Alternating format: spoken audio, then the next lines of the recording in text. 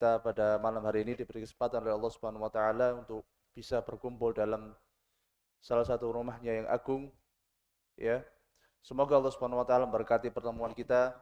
Nabi sallallahu alaihi wasallam bersabda, "Majtama'a qaumun fi baitin min buyutillah illa nazalat alaihi rahmah wa ghasyiatumur rahmah." Ya, dan apabila kita berkumpul di salah satu rumah Allah Subhanahu wa taala, maka insyaallah rahmat Allah turun. Ya, lihat seluruh kitab Allah. Apabila pertemuan itu untuk membahas kitab Allah, wa yatadarasuna bainahum, dan saling belajar di antara mereka, illa nazalat alaihi rahmah wa illa nazalat alaihi musakinah, kecuali pasti akan datang sakinah, ketenangan, wa ghasyiyatuhumur rahmah, akan diliputi rahmah, wa haffathumul malaika, dan dikelilingi oleh malaikat, wa dzakarahumullahu fiman inda, dan insyaallah akan disebut-sebut nama kita nanti di sisi Allah Subhanahu wa taala. Jamaah yang rahmati Allah Subhanahu wa taala, insyaallah pada malam hari ini kita kedatangan tamu yang besar, tamu yang spesial, yakni Ustadz Farid bin Ahmad Oqbah dari Jakarta. Dan insyaallah pengajian kita pada malam hari ini nanti mulai sebentar lagi. Insyaallah beliau sudah berada di tengah-tengah kita. Dan nanti kita kira-kira jam 7 kita break sebentar untuk azan. Nanti setelah azan dilanjut lagi kajiannya. Nanti setelah selesai kajian kita langsung ke salat Isya berjamaah. Ya. Jadi insyaallah pengajian kita mungkin sampai sekitar jam 19.20 lah kira-kira. Ya.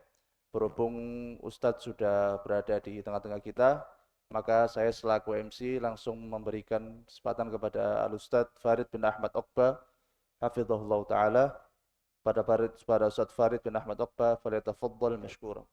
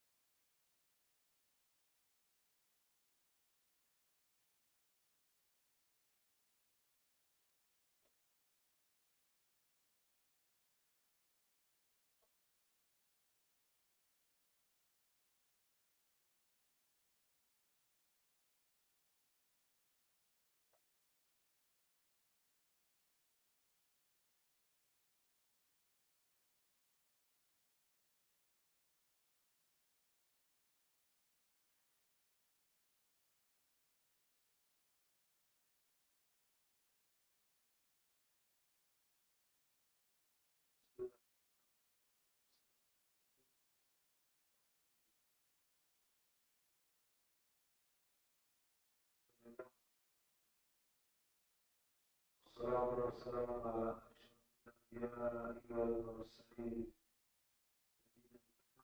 وعلى آله وصحبه يا أيها الذين آمنوا اتقوا الله وقولوا قولا سديدا يصلح لكم أعمالكم ويغفر لكم ومن يطع الله ورسوله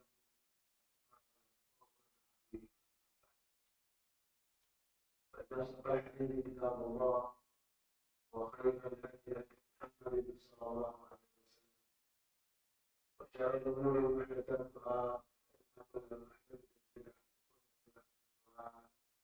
بدعة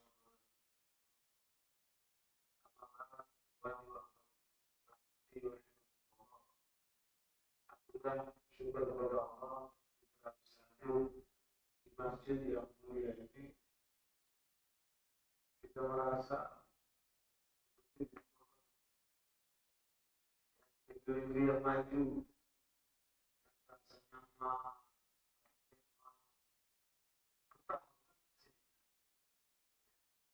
subhanallah, luar biasa. Semoga semua amal soleh para muslimin, mereka yang sudah terlibat pengamalan masjid ini, lalu mengalir kepada Allah berkahi mereka, rahmati mereka, maafkan dosa-dosa mereka, untuk semua surga.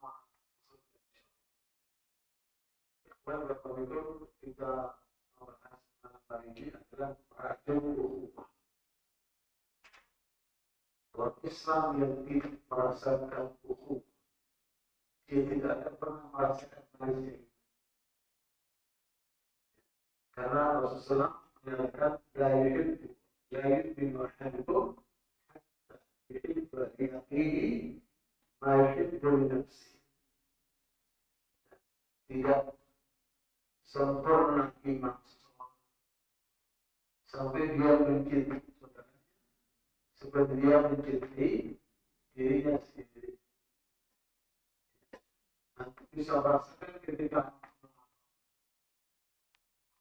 bagaimana dengan saudara-saudara muslim itu tidak lain Islam. Makanya kita puasa supaya merasakan bisa sehingga kita bisa merasakan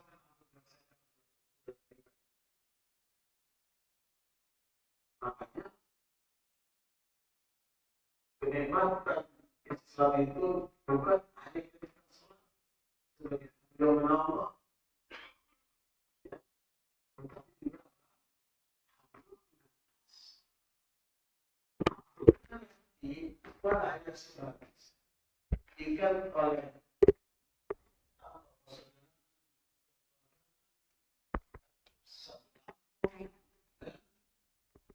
dan lain sebagainya. Kita ikat pada iman yang dimana saudara iman itu tidak ada kepentingan Bisikai. dengan Tegas.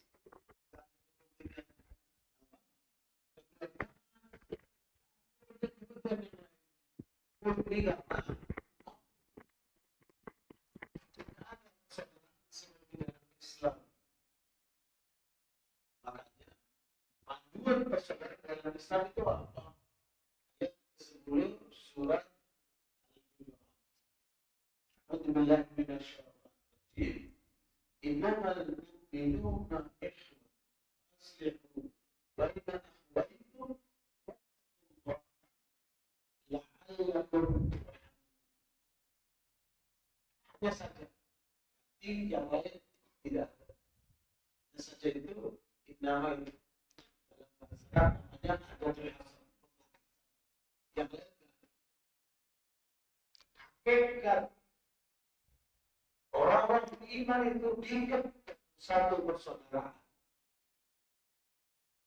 Artinya kalau orang beriman tidak ada ikatan persaudaraannya, pasti bermasalah dengan keimanannya.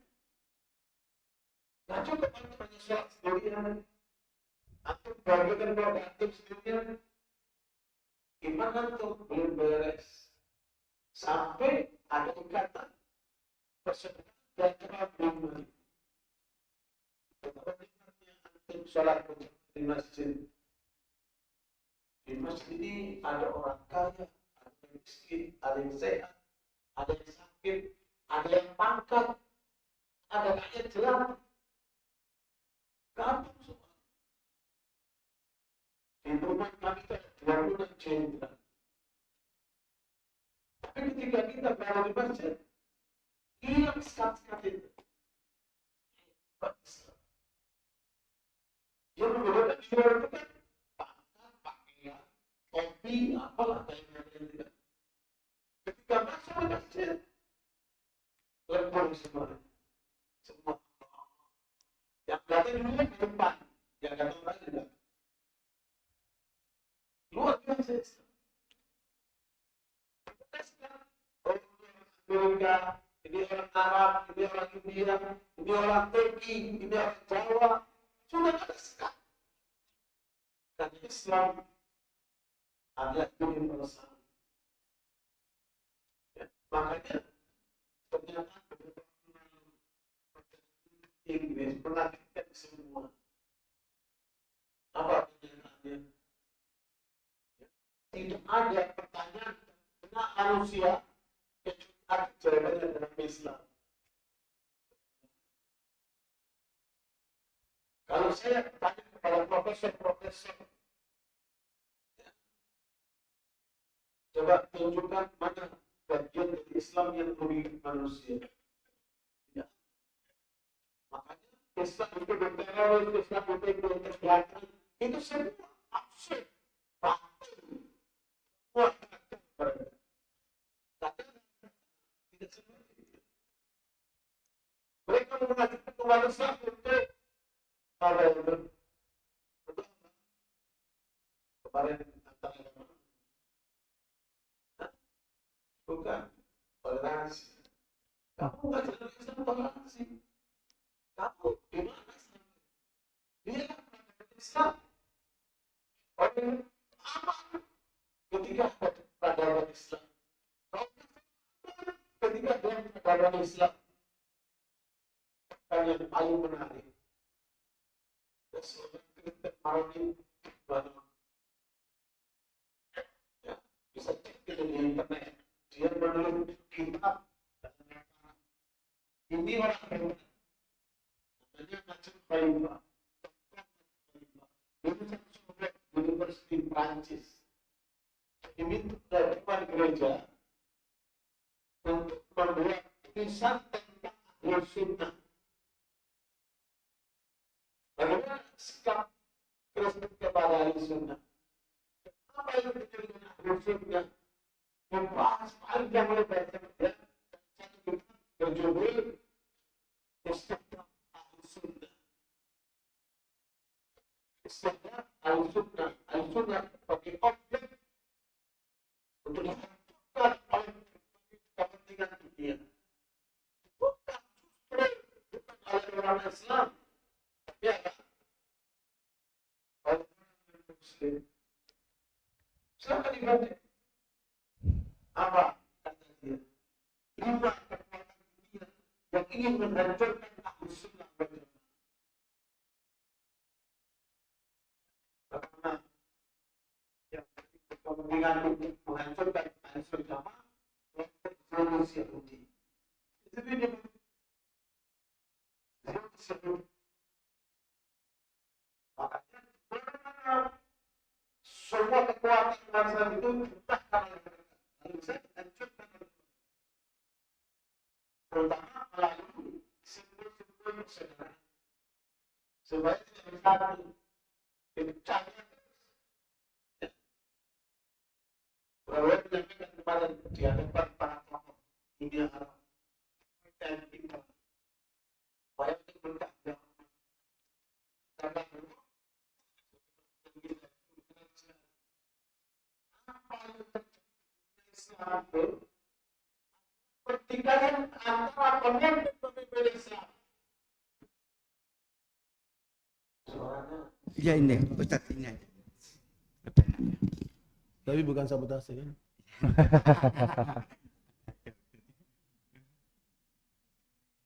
Jazakallah khair. Lanjut. Iya. Barakallahu. Kata Pak Prabowo, semua masalah di dunia Islam itu adalah pertikaian antara pemimpin-pemimpin Islam sendiri. Apa nggak malu kalian? Keren banget. Menyentakkan pemimpin-pemimpin dunia Arab itu. Pernyataan Pak Prabowo itu. Ya, sadar kalian. Karena umat Islam sebagai rakyat, mereka tunduk, patuh kepada pemimpinnya. Tapi justru para pemimpin itu yang cakar-cakaran. Yang punya banyak kepentingan itu kan. Nah, barakallahu. Kalau mau membangun ukhuwah itu dari mana? Perhatikan, ukhuwah dalam kehidupan manusia ada 5 macam. Ada berapa? 5 macam. Yang pertama disebut dengan al-ukhuwah insaniyah. Persaudaraan yang diikat oleh kemanusiaan. Jadilah PBB itu. PBB itu Persatuan Bangsa-Bangsa. Sebenarnya di sana ingin menyatukan semua kepentingan manusia, tapi ternyata ada yang merancang. Ada yang melakukan.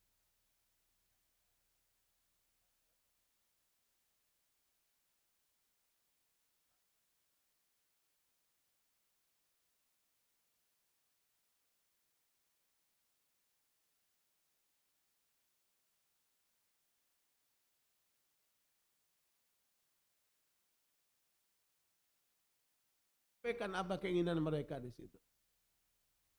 Dan senantiasa kalau udah urusan Yahudi, selalu dimenangkan. Ya, tidak fair tidak adil.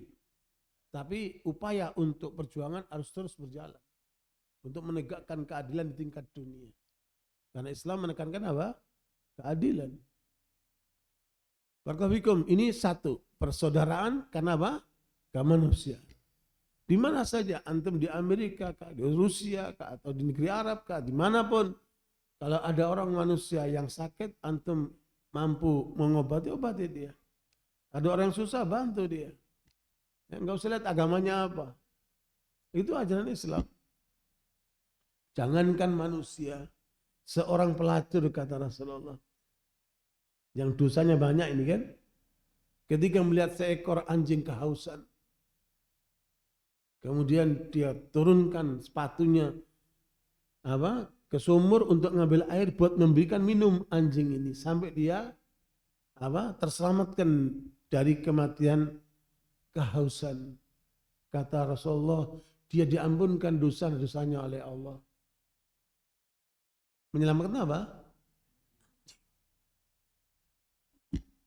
Subhanallah. Anjing sama kambing banyakkan mana? Hah? Menurut antum, kambing sama anjing banyakkan mana? Kambing. Karena kambing itu berkah. Kambing halal, anjing haram. Ya? Kambing itu kalau lahir 1, 2, paling banyak 3. Tapi kalau anjing lahir 5-7. Harusnya menurut logika lebih banyak mana? Anjing. Tapi kenyataannya lebih banyak kambing. Kenapa? Kenapa? Karena kambing itu berkah. Di mana letak keberkahan kambing? Karena kambing maghrib sudah pulang.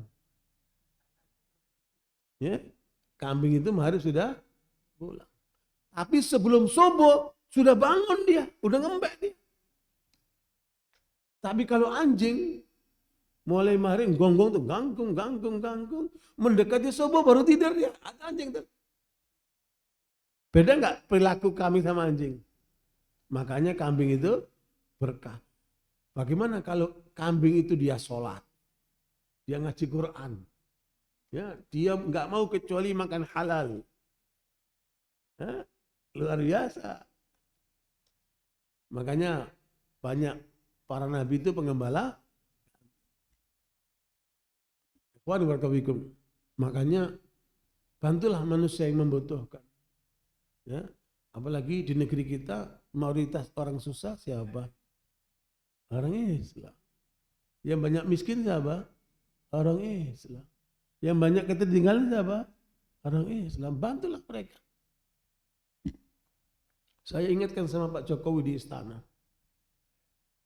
Saya bilang, Bapak tahu keadaan bangsa kita ini jomplang, Pak. Kalau ada 100 orang kaya, 1 yang muslim, 99 non-muslim. Kalau ada 100 orang Indonesia yang miskin, 1 yang non-muslim, 99 yang muslim. Jomplang, Pak. Ayo kita bangun. Supaya umat ini maju, supaya bangsa ini maju. Dan Pak Prabowo ini keren sekali. Kata Pak Prabowo, presiden kita itu, suatu bangsa tidak akan maju kecuali mayoritasnya maju. Siapa mayoritas Indonesia? Orang Islam. Ayo bangun ini umat Islam, biar maju semuanya. Ini umat harus mendukung itu. Barakallahu itu persaudaraan yang pertama. Persaudaraan apa? Kemanusiaan. Yang kedua, persaudaraan dibangun atas dasar kebangsaan.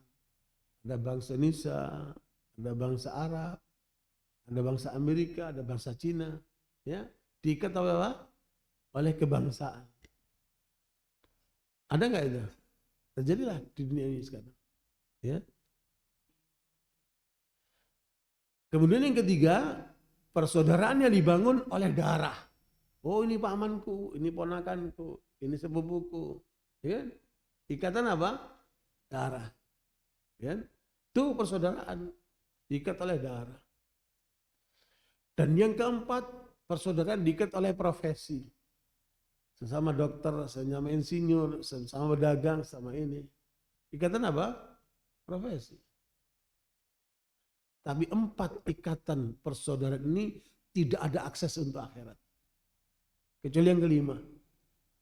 Persaudaraan yang dibangun di atas iman.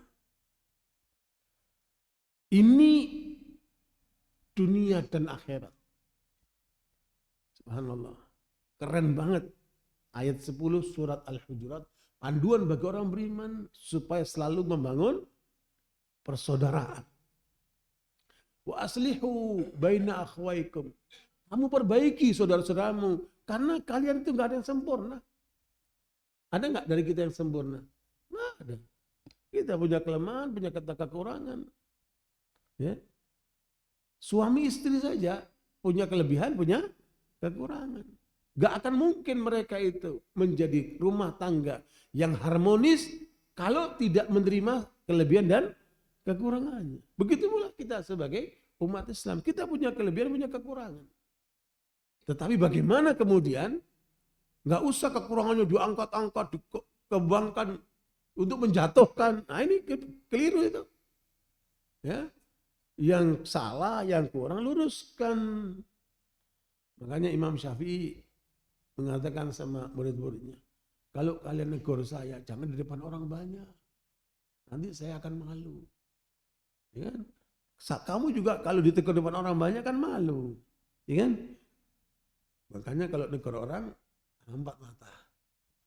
Kamu ada kelemahan begini, kurang ini, coba diperbaiki. Kan? Saling nama nasihati. Wa tawassaw bil haqqi wa tawassaw bis. Karena agama ini semuanya nasihat, Pak.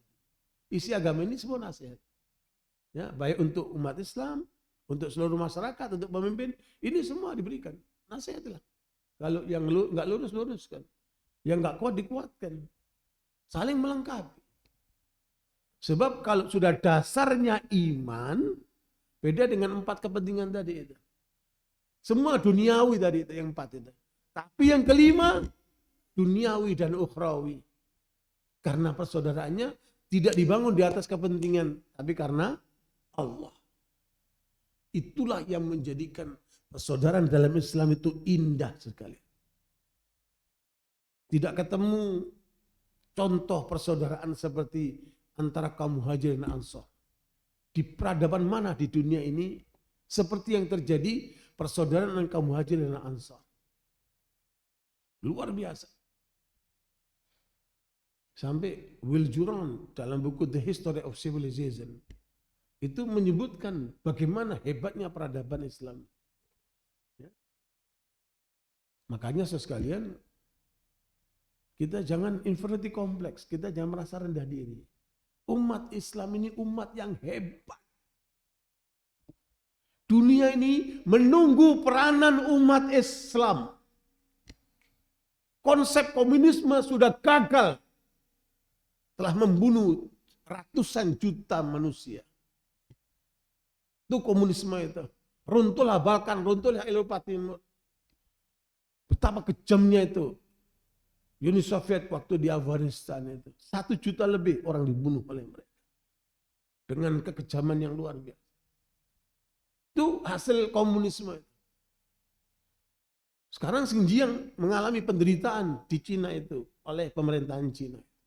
Kaum muslimin di Xinjiang itu dimasukkan kem konsentrasi. Jahat mereka. Barat dengan kapitalismenya, apa yang dihasilkan dengan kapitalisme itu? Hanya untuk kepentingan segelintir orang, merugikan berapa juta manusia itu. Dengan ribanya, dengan segala macamnya itu. Kapitalisme dalam keadaan sekarat sekarang. Yang ngomong bukan saya. Yang ngomong banyak dari peneliti-peneliti mereka.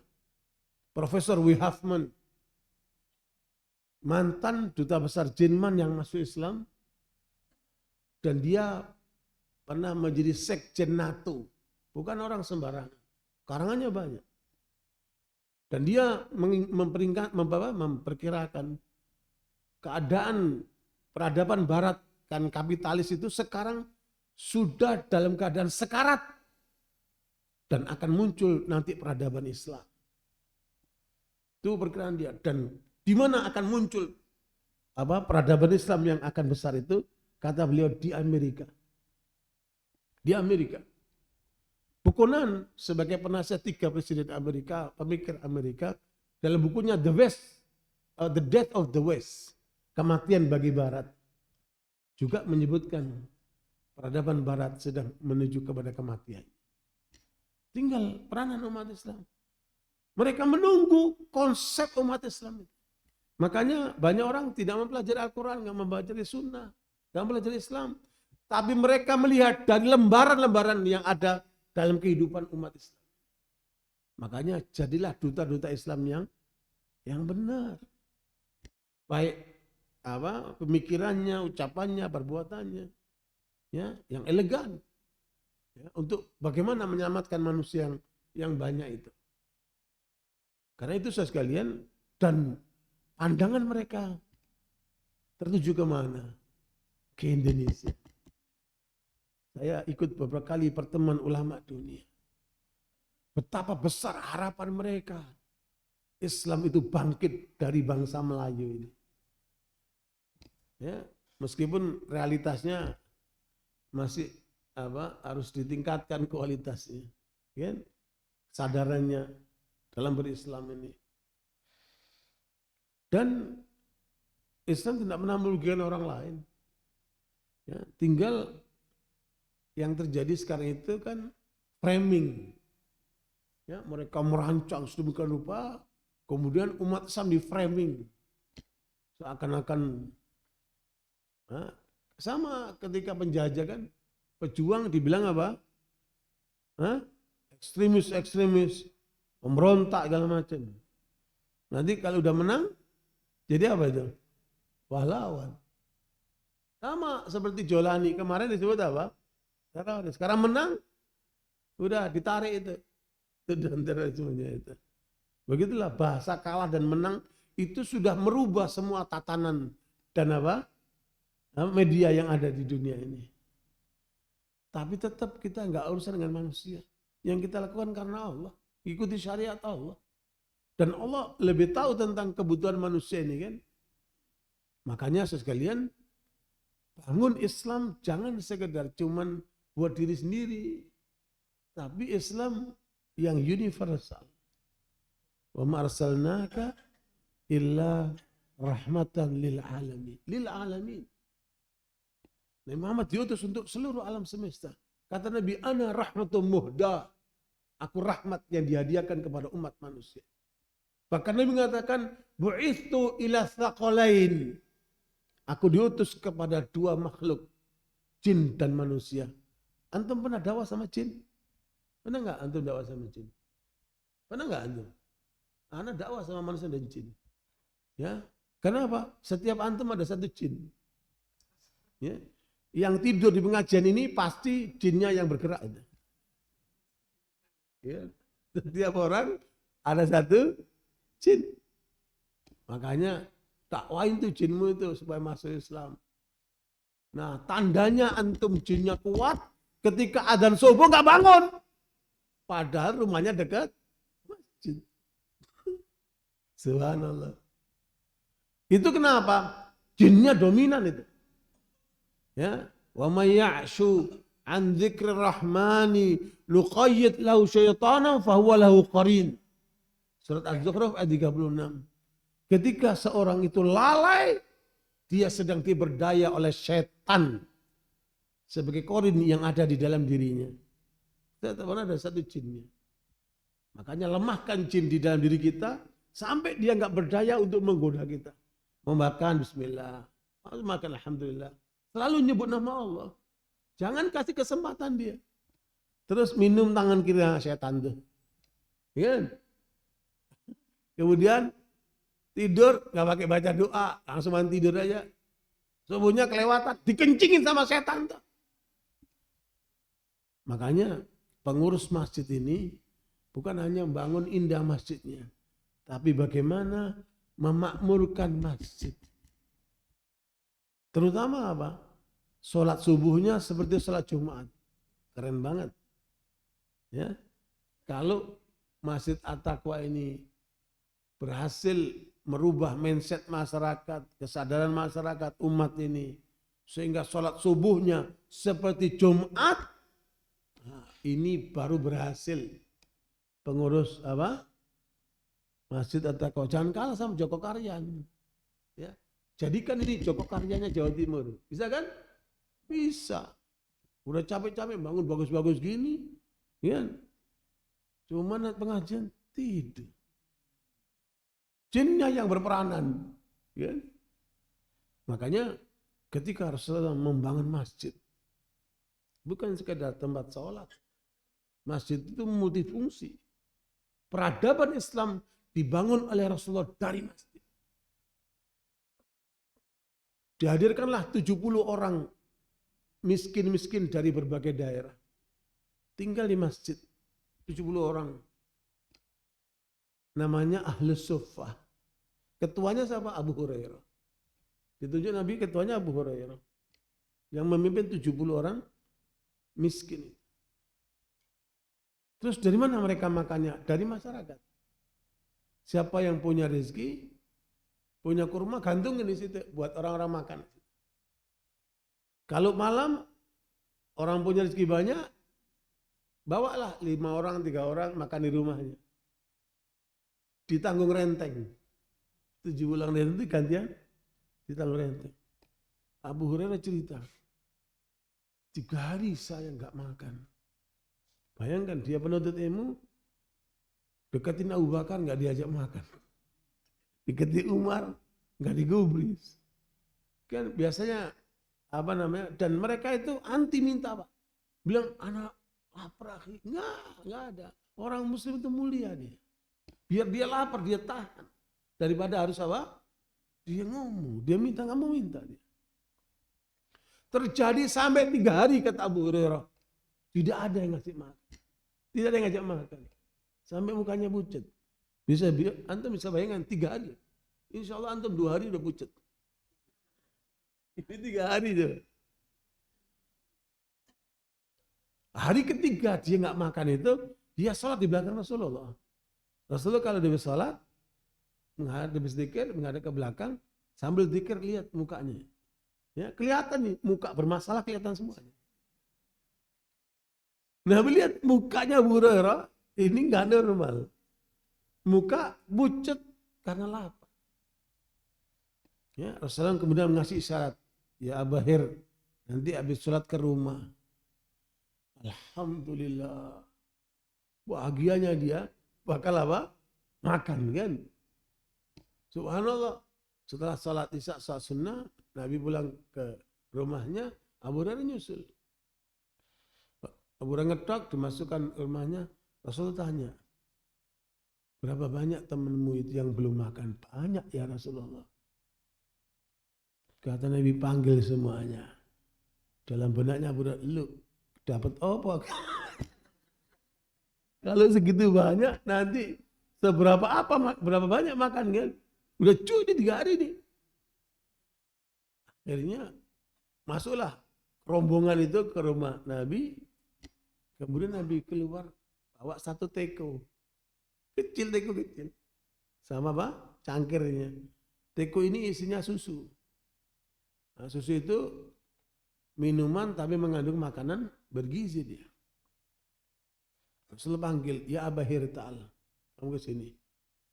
Dikira dia suruh minum duluan. Ini cara Rasul didik sahabat nih. Ya. Ini teko, ini cangkir, kamu kasih minum untuk orang-orang. Dia pegang, ya habis. Ya, subhanallah. Ya, dikasih minum, kata dia minum itu seperti kelihatan tenggorokannya itu. Saking dia laparnya, kepingin minum seperti itu. Tapi dia tetap menjalankan tugas Nabi kan. Dikasih minum, tapi dia pegang begini.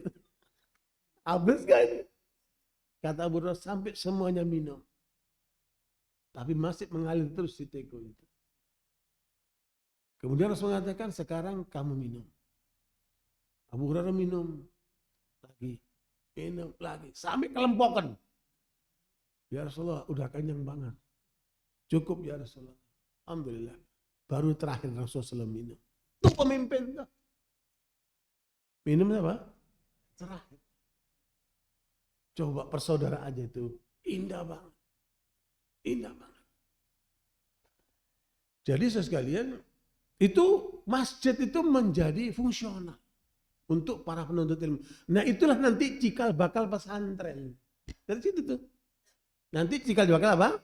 Pesantren. Kemudian persaudaraan Rasulullah SAW dibangun antara Muhajir dan Ansar. Muhajir ini yang datang dari Mekah, meninggalkan Mekah karena diperintahkan hijrah dan rata-rata nggak bawa harta, ditinggalin semua demi untuk menyelamatkan agamanya. Padahal sebagian besar mereka tadinya di Mekah berkecukupan, tapi karena hijrah nggak bawa apa-apa, sehingga yang penting agamanya selamat. Kemudian Nabi setelah membangun masjid, Nabi langkah berikutnya mensaudarakan antara Muhajirin dan Ansar. Di antaranya Abdurrahman bin Auf dari Muhajirin disaudarakan dengan Rabi' dari Ansar. Rabi' berkata kepada Abdurrahman bin Auf. Abdurrahman waktu itu miskin. Karena dia datang nggak bawa apa. Kata Rabi', aku ini orang yang paling kaya di Madinah ini. Dan paling banyak istrinya.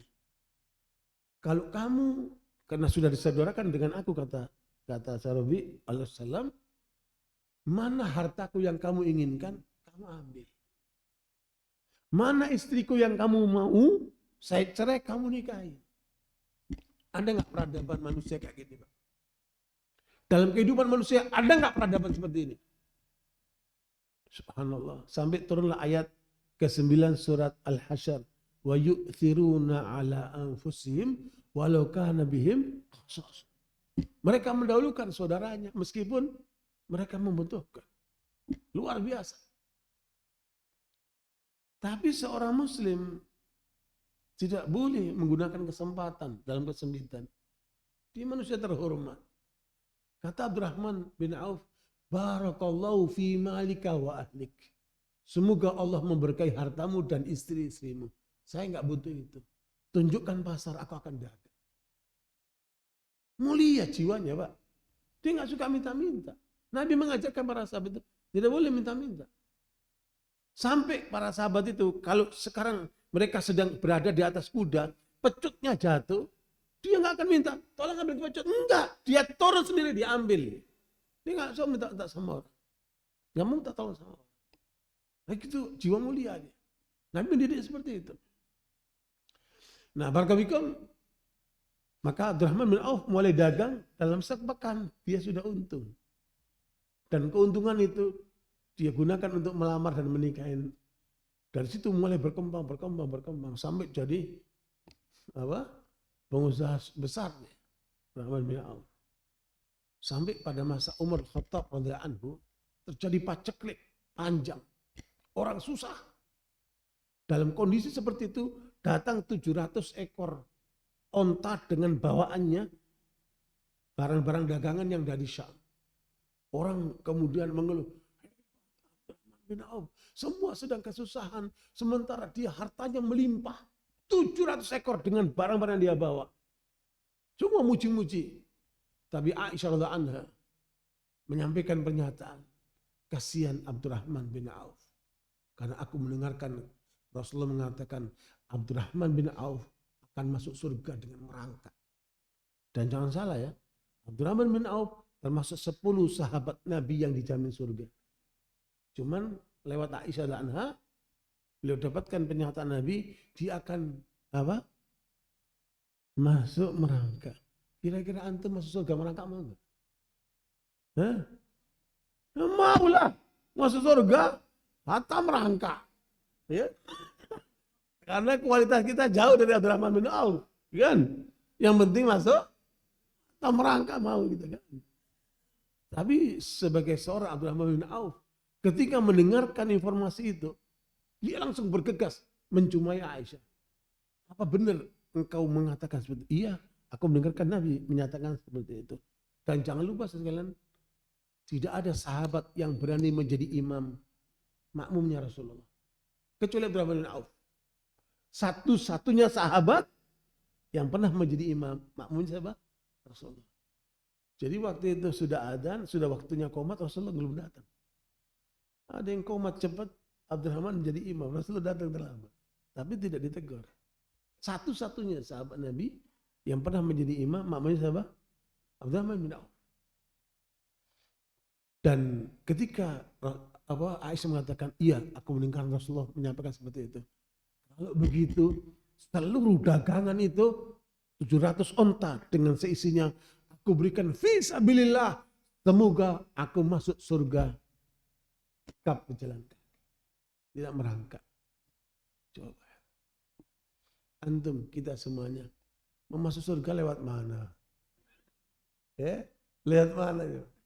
Surga itu ada 8 pintu. Ada 8 pintu. Makanya dalam riwayat Muslim, Rasulullah satu kali bertanya,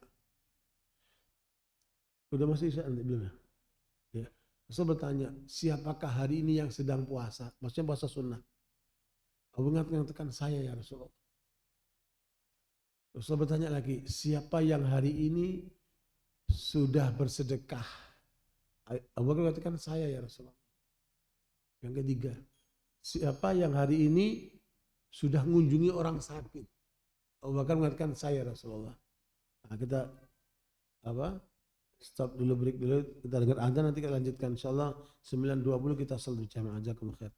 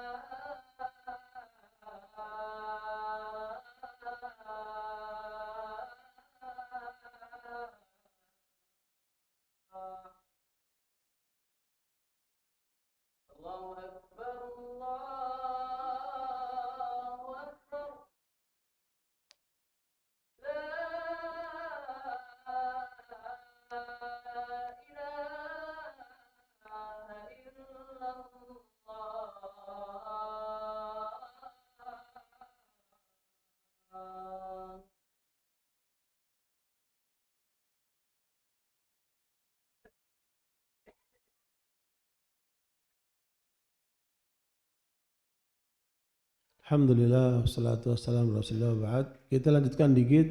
Jadi Nabi bertanya, yang pertama, siapa yang puasa hari ini? Abu Bakar mengatakan, saya Rasulullah. Pertanyaan kedua, siapa yang sudah bersedekah hari ini? Abu Bakar mengatakan, saya ya Rasulullah. Nabi bertanya lagi, siapa yang hari ini sudah mengunjungi orang sakit? Abu Bakar mengatakan, saya ya Rasulullah. Yang keempat, siapa yang hari ini sudah mengantarkan jenazah sampai kuburan? Abu Bakar mengatakan, saya Rasulullah. Kemudian Rasulullah bersabda, siapa yang mengamalkan amalan ini dan pada hari itu dia meninggal, dia akan masuk surga dari 8 bintang. Makanya kalau antum sedang puasa, ya jangan lupa cari kesempatan untuk bisa bersedekah, mengunjungi orang sakit, antar jenazah. Ya, dan itu semua apa? Nilai persaudaraan. Dalam riwayat Muslim, Rasul mengatakan, ya, hakul muslimi alal muslimi sittun. Hak sesama muslim ini ada 6. Idza laqitahu fasallim alaih. Kalau kamu ketemu kasih salam. Jangan Pak, Bu, Pak, Bu, Pak, Bu, enggak ada pahalanya. Selamat pagi, selamat siang, enggak ada pahalanya. Ya, good morning, good afternoon, enggak ada pahalanya. Tapi assalamualaikum warahmatullahi wabarakatuh, doa. Luar biasa. Peradaban Islam yang mendunia. Kemana saja kita salam, orang paham. Bahkan sebagian masyarakat non-muslim sudah pakai ini, Pak. Di Kalimantan Barat, terus saya ketemu dengan komponen masyarakat yang non-muslim, di antara mereka sudah terbiasa, assalamualaikum. Karena mereka komunitas bukan muslim. Ya. Nah, muslim ini harus kita hidupkan ini. Ketemu, assalamualaikum. Assalamualaikum. Kata Nabi, salim ala man ta'rif wa man la ta'rif. Kamu berikan salam. Orang yang kamu kenal maupun enggak kamu kenal. Jangan mele-mele. Oh jenggotan, assalamualaikum. Enggak ada jenggotnya, enggak pakai salam. Janganlah. Ya. Jadi sesama berikan salam. Ya, sebarkan salam kata Nabi, asyus salam. Nah yang kedua, idastan sahaka fansahhu. Kalau saudaramu minta nasihat, minta masukan, ya, kasih nasihat, kasih masukan. Karena itu akan menguatkan dia. Menurut ilmu psikologi, bila seseorang punya masalah, kemudian dia menyampaikan kepada kawannya, pendapat kamu gimana? Aku punya masalah begini. Itu 50% sudah obat. Yang repot itu yang masalahnya dikenyut-kenyut dewi. Ya, dikenyut-kenyut dewi, dipikir-pikir, klik, stroke. Coba itu, kasihan bukan? Ya, lepaskan bebanmu itu. Gitu. Lepaskan bebanmu. Saya itu sering mau ceramah sakit, ya. Habis ceramah, pas ceramah hilang semuanya. Nanti setelah ceramah sakit lagi. Semangat gitu hilang semua, Pak. Subhanallah. Kenapa? Silaturahmi. Lihat wajah saudara kita itu, Masya Allah, menyenangkan. Ya. Nah, barakallahu, makanya itu saling menasihati. Kalau ada seorang mau butuh nasihat, nasihati dia. Kasih masukan. Jangan pelit dengan nasihat. Kemudian ketiga, wa idza atisa fahamidallah fasyamitu. Kalau dia hazin, bersin dan mengucapkan alhamdulillah, maka berikan apa? Doa sama dia, yarhamuka Allah. Nanti dijawab, yahdika Allah. Saling mendoakan juga. Ya, subhanallah. Persaudaraan antar Islam itu diikat dengan seperti itu. Yang keempat, kata Nabi, wa idza da'aka fa'ajibhu. Kalau kamu diundang, datang undangannya. Jangan datang undangan ada takbannya, males datang. Sama fulus bus di depan dia. Kenapa? Makannya zen. Ya. Alhamdulillah. Ini gak berkah. Ya. Orang yang mengundang makan hanya untuk orang kaya tidak berkah. Jangan salah itu. Nabi itu suka dengan orang miskin. Ya. Bahkan Nabi selalu berdoa supaya selalu bersama orang miskin. Karena penduduk surga paling banyak orang miskin. Tapi antum mau jadi orang kaya atau miskin? Antum nih. Kepingin jadi orang kaya atau miskin? Hah? Mana ada yang mau jadi miskin? Tapi kalau ditakdirkan Allah miskin, sabar. Ya. Dan jangan merasa rendah diri. Karena masing-masing sudah ada bagiannya. Tinggal kita usaha. Ya. Dan hormati itu orang-orang miskin itu. Nah, barakallahu, maka kalau diundang apa? Datang. Para ulama memberikan batasan. Kalau undangan mengandung maksiat, boleh kamu nggak datang. Kalau kamu datang, nasihati dia. Jangan sampai ada maksiat dalam undangan itu. Ya kan? Sebagai saudara kan? Itu tadi itu. Wa aslihu baina akhwaikum wattaqullaha la'allakum turhamun. Perbaiki saudaramu yang salah, yang keliru. Nasihatin dia dan bertakwalah kepada Allah supaya kalian selalu dapat rahmat Allah. Coba itu. Persaudaraan ini mendatangkan rahmat Allah sekalian. Luar biasa hidup ini kan. Nah, itu yang keempat. Yang kelima, fa idza marida fa'udhu. Kalau saudaramu sakit, kunjungin dia. Coba kalau antum sakit, datang saudara-saudara kita yang mengunjungi, rasa senang tidak? Senang. Apalagi didoakan, apalagi dibawain apa? Sesuatu. Ya. Ana waktu naik motor dipepet sama ibu-ibu, ana jatuh dilindes sama ibu-ibu. Hancur kaki saya, hancur tangan saya. Ibu-ibu itu pakai mobil. Saya bilang, kalau mau dikawin ngomong aja, nggak usah nabrak, kenapa?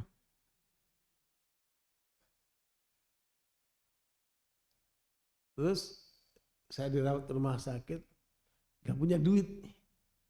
Nggak punya gimana ini? Ke rumah sakit ini kan bayarnya mahal, nggak punya duit gimana? Nanti pun teman anak kecelakaan. Ya, tolong jadikan untuk biaya rumah sakitnya. Ya Allah, sedih kita antum kecelakaan. Tapi subhanallah, ya karunia Allah dengan persaudaraan ini yang datang pagi, siang, malam penuh. Sampai satpam rumah sakit bilang, ini siapa yang sakit? Ya, sampai orang berebut gantian datang itu. Doa-doa mereka, subhanallah. Terhibur kita yang sakit ini kan. Ya, subhanallah. Saya belum pernah menikmati sakit seperti itu. Itu luar biasa. Ya. Anak dirawat di kamar nomor 3.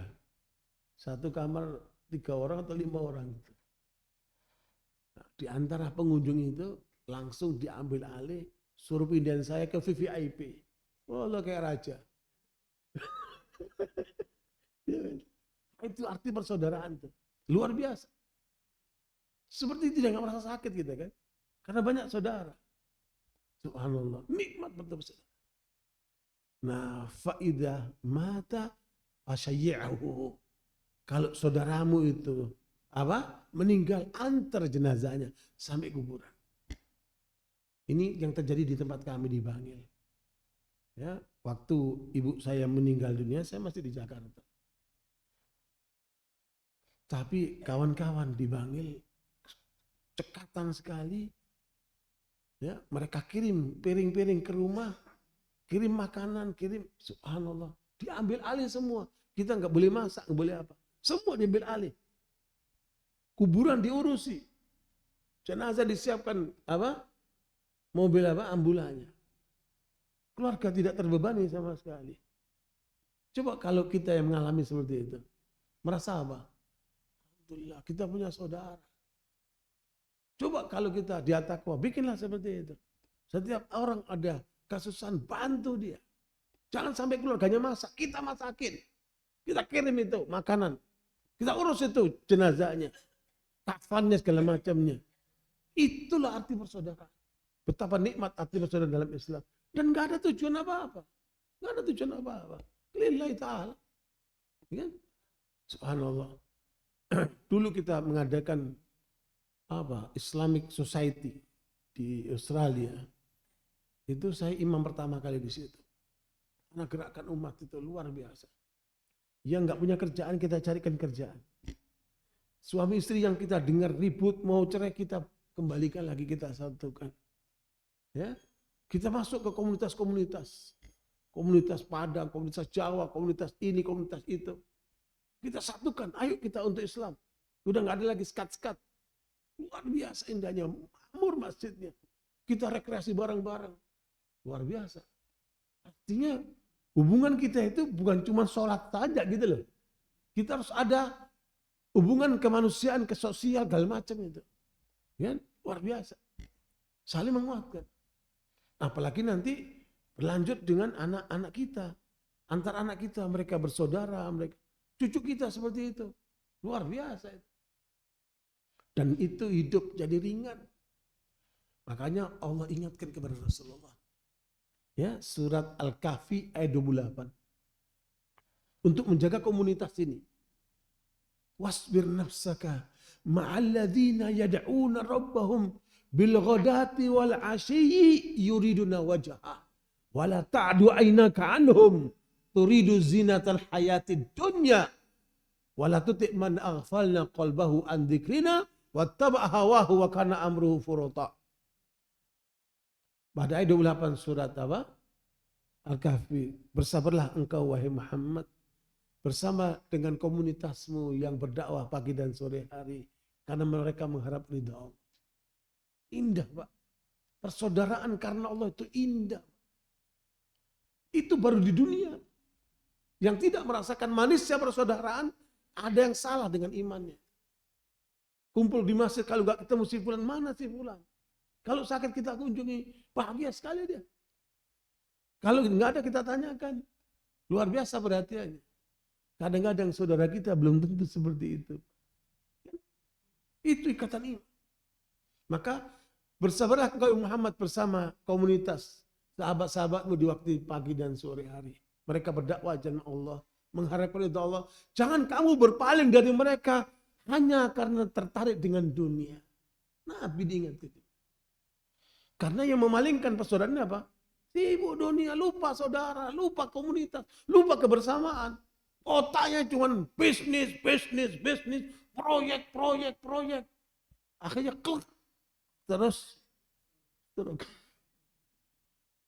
saat itu kira-kira butuh dikunjungi enggak? Butuh. Dia butuh sahabat.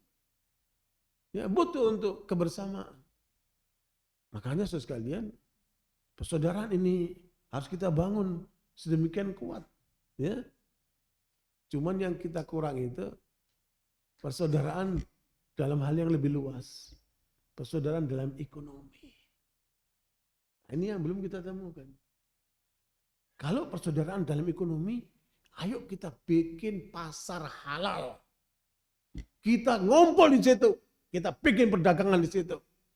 Kita saling menguatkan di situ. Kita ambil dari mana barang kaum muslimin, kita pasarkan di situ. Kita putus semua mafia di situ. Kita kerjasama dengan pemerintah daerah untuk bikin pasar itu. Luar biasa. Ekonomi akan hidup, Pak. UMKM kita akan terbantu. Ya?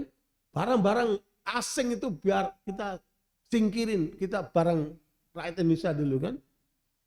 Luar biasa. Persaudaraan dalam ekonomi kita masih belum. Yang ada masing-masing. Nafsi-nafsi masih ada. Ayo kita bareng-bareng. Nah, nanti persaudaraan lebih luas lagi. Ya, dalam kepentingan umat yang lebih luas. Luar biasa. Beberapa waktu lalu saya berkunjung ke perkampungan muslim. Namanya Kampung Mafirah. Di Ciwaringin, Bogor. 48 hektar. Nikmat sekali. Masjidnya mewah. Lebih besar ini mungkin 4-5 kali. 35 miliar masjid saja. Ada 2 masjid di sana. Ada sekolahan-sekolahan. Subhanallah, persaudaraannya luar biasa. Bahkan mereka sudah menyiapkan kuburan-kuburan buat husnul khotimah. Jadi orang-orang dari Jakarta itu kalau mereka libur 3-5 hari mereka datang ke situ ngaji tentang husnul khotimah. Nanti kalau kuburan udah siap, tuh kuburanku ini, kuburan ini. Nanti kalau udah pensiun, nih tinggal di situ tuh. Tinggal di situ tuh. Nanti mati di situ. Subhanallah. Mereka siapkan. Keren banget. Ya, subhanallah. Makanya komunitas ini harus kita bangun. Kamu sabar kata Allah kepada dengan komunitasmu itu. Jangan kamu tertarik dengan dunia-dunia itu. Karena kamu paling untuk mereka. Dan jangan ikuti orang-orang yang ikuti hawa nafsunya, nanti perilakunya pasti akan menyimpang. Na'udzubillah min dzalik. Nah, karena itu ini adalah kenikmatan yang harus kita rasakan dalam ikatan keimanan. Bagaimana nanti di akhirat? Hadis riwayat Bukhari dan Muslim. Ada 7 orang yang dapat perlindungan di akhirat. Waktunya sudah habis. Yang pertama, yang terpenting apa? Rajulani tahabba fillah istama alaih waftaraqa alaih. 2 orang yang bercinta karena Allah. Dia hubungannya, persaudaraannya karena Allah. Berkumpul karena Allah, berpisah karena Allah. Subhanallah. Kadang-kadang antum boleh mikir, siapa saudaraku yang sebenarnya? Coba mikir, siapa saudaraku yang sebenarnya? Yang perhatian dengan engkau. Yang mengingatkan kepada akhiratmu. Bukan urusan dunia saja. Dia sayang sama kamu supaya masuk surga bareng-bareng. Luar biasa kan? Ini 2 manusia berjumpa karena Allah, berpisah karena Allah. Yang kata Nabi, orang-orang seperti ini nanti di akhirat diberikan surga oleh Allah yang tidak bisa dicapai oleh para nabi. Dan para nabi pun kepingin dapat posisi seperti itu. Itulah surga yang tertinggi bagi orang yang apa? Bersaudara karena Allah. Di dunianya mulia, nikmat.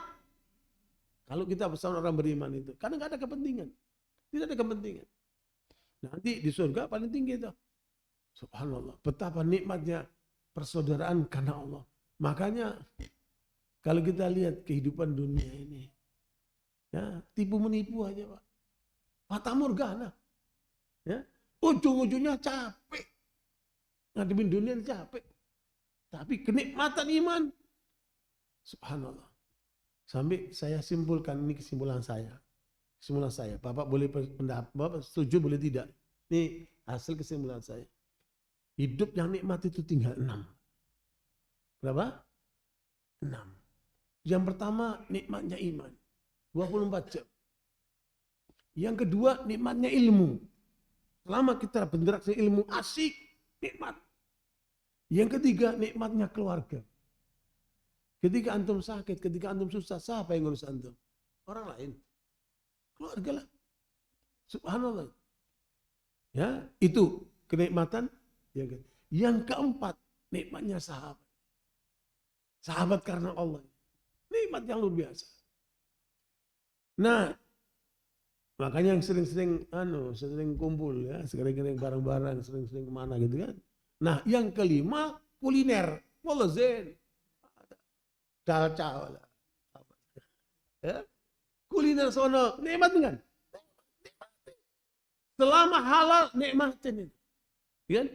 Selama belum dilarang sama dokter minum makan. Kan? Yang penting halal nikmatin itu. Kan? Subhanallah, saya diundang oleh orang pembesar. Habis makan dilogokin. Terus apa enaknya? Dia hanya cuma memuaskan mulutnya. Ya? Alhamdulillah kita nggak begitu kan. Nah, barakallahu nikmatnya apa? Kuliner. Nah, yang terakhir nikmatnya rekreasi. Hidup jangan serius terus. Ini mukanya serius terus. Hidup itu jangan terlalu serius. Kadang-kadang apa? Rekreasi. Coba antum kunjung nanti ke Jogokaryan. Nanti antum kunjung ke markas saya di sana kan. Antum kunjung nanti kemana? Silaturahmi, bangun persaudaraan. Kadang-kadang kita ngomongnya tinggi-tinggi. Sementara yang di sekitar kita nggak perhatikan. Ya? Nah, persaudaraan yang ada di sekitar kita dulu kita kuatkan. Ya? Satu kelurahan, nanti satu kecamatan, terus satu kabupaten, terus melebar. Luar biasa itu. Sampai nanti punya kuburan bareng. Keren gak ini? Kami sekarang di Jakarta lagi bikin, di Bekasi, lagi bikin kuburan bareng. Ya, kita satu masjid, satu kuburan. Ya, udah dibeli tanahnya 50 juta kepada masing-masing orang. Dan itu luar biasa itu. Ya, jadi persaudaraan sampai ke akhirat. Masya Allah kan. Alhamdulillah waktu udah habis, kita cukupkan sampai di sini. Semoga bermanfaat dan tentunya pembahasan ini masih panjang, tapi itu sekitar pokok-pokoknya. Mudah-mudahan kita bisa laksanakan dan kita bisa menikmati. seperti persaudaraan dalam Islam.